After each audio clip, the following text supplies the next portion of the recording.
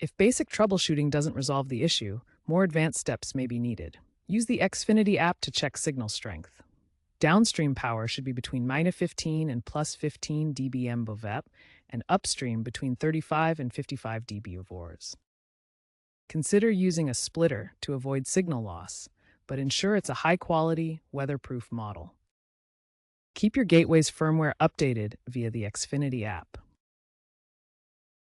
Rogers is investing in DOCSIS 3.1 upgrades to mitigate interference, and by 2027, plans full DOCSIS 4.0 adoption for even better performance. In the future, AI-driven diagnostics in the Xfinity app will likely predict and even automatically fix many issues. If all else fails, contact Rogers support. Issues may stem from overloaded shared cable lines requiring broader network improvements, necessitating professional intervention.